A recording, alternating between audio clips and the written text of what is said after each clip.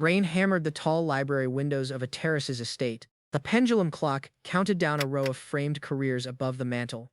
Judge Halden Orr half turned from a decanter as a soft step crossed the carpet behind him. A gloved hand lifted something heavy. By dawn, a housekeeper stood trembling at the doors. At the Terraces drive, Knox stepped from an unmarked sedan into the late autumn rain. Detective Sergeant Leen flipped open her department tablet beside him. Wet hedges climbed past gravel toward a stone estate. Two uniforms held the porch tape. Up the slope, the house waited with every light burning. Inside the slate-floored entry hall, the house manager walked Leen through the night before. A retirement dinner, 8 guests, catering by Marin Provisions. The last guest was gone by 10:15. He himself locked the back gate at the same hour and drove down to a neighbor with a delivery. In the library, Judge Orr lay slumped across his desk under career photographs. The decanter stood open. A bronze regatta trophy sat overturned on the blotter, a dark smear across its weighted base. Knox walked the body's sightline, turned his wristwatch face out, then face in again, and said nothing. At the county morgue, Dr. Iona Hale stood over a pulled drawer in pale blue scrubs. She lowered her gold wire-rimmed glasses a half-inch and read the finding flat. Blunt force trauma to the left parietal. Time of death between 10:45 and 11:30. When Knox asked for speculation, she said speculation was his job. At the library mantel, Knox read the framed photographs like case files.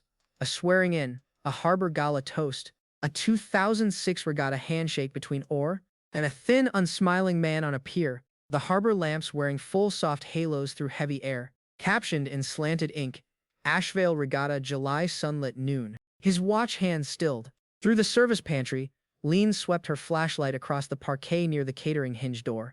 A fresh dark scuff curved into the wood, a half-crescent of wet tread, and no other staff that night had worn the same pattern. Knox tapped his left forefinger against his thumb. 3 slow counts. In the kitchen, Marcus laid his leather appointment book open on the counter. A 10 o'clock entry was marked only with the letter S. The initial, he said, was for Sperling next door, whose medication he delivered on the way home, and a pharmacy receipt stamped 20 after 10 confirmed it. Knox read the line twice, then slid the book back. At the gatepost in the drizzle, Mara Quinn appeared in her forest green wool coat with a press badge clipped to her lapel. She asked Leen whether a retired judge in the Terraces warranted a task force. Leen offered no comment. Mara wrote something small in her leather notebook and did not leave. In the study, Felix Voren, the judge's former law clerk turned prosecutor, lifted one wrist to show a single silver cufflink. The other, he conceded, he had lost sometime before the cheese course. He boarded the 9:45 train, and a conductor punched his ticket at the downtown terminus at 18 past 10.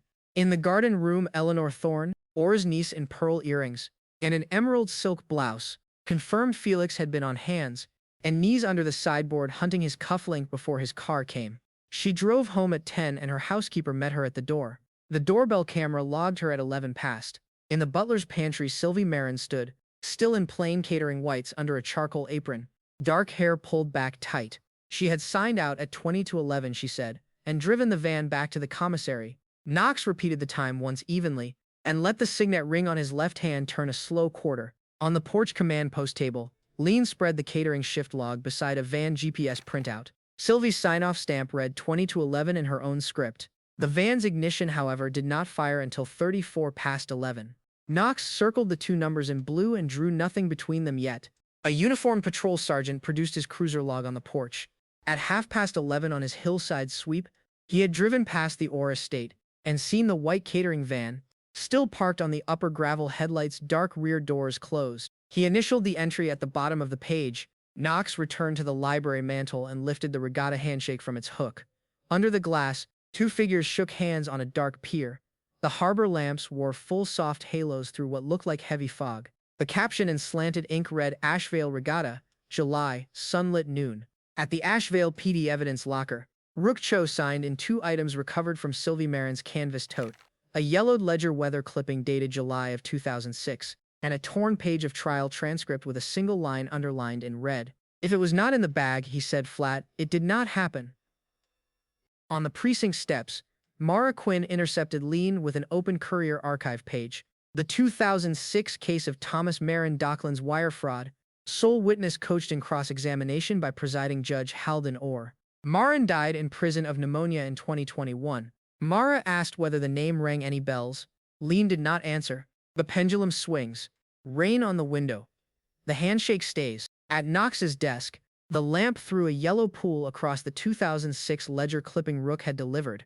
Saturday of the July regatta. Sky clear at noon, 7-knot breeze, horizon visibility 3 miles. Fog advisory issued at 10:07 that night, bay obscured by dawn. Knox tapped thumb against forefinger. 3 counts. Minutes don't lie, people do. Back at the estate library, Knox held the framed handshake under the desk lamp beside Leen. The pier lamps in the photograph wore full soft halos. Halos meant moisture in the air, he said, and the ledger had the July regatta clear at noon, with no fog advisory until past 10 that night. The picture was taken hours past daylight. In the library, Leen marked departure times in blue on a whiteboard. Felix at 9:45 by rail ticket. Marcus at 10:15 by pharmacy receipt. Eleanor at 10 by camera. Knox wrote Sylvie across 2 columns. Sign out 20 to 11. Van ignition 34 past. Patrol cruiser at half past. He underlined the gap with a single blue slash. Rook spread the contents of Sylvie's canvas tote across a lab bench, a stained catering menu, a printed invoice, and a torn page of a 20-year-old trial transcript. A single line of witness cross-examination ran underlined in red ink, and beneath it in the same hand the word Father small and steady. In the library, at blue hour, Leen turned the photograph in her gloved fingers and asked what the fog was doing in a noon regatta picture. Knox answered that it was not a regatta picture at all. It was a meeting picture, taken the night before the trial resumed. Leen lowered the frame slowly. Under the library mantel, Knox walked the household back through the night. Felix's 9:45 ticket, Eleanor's 10 o'clock camera, Marcus's 20 past receipt all sat outside Dr. Hale's window. Sylvie signed out at 20 to 11, yet her van fired at 34 past, and a cruiser logged it at half past. The photograph placed Orr at a pier past midnight 20 years ago, coaching her father's false conviction. The household was moved to the garden room. Sylvie remained by the library mantel, her catering apron folded over one arm. Knox stood at an easy distance, the signet ring on his left hand turning 1 slow quarter. Leen closed the library doors behind her and set her tablet face down on the desk. Sylvie spoke evenly.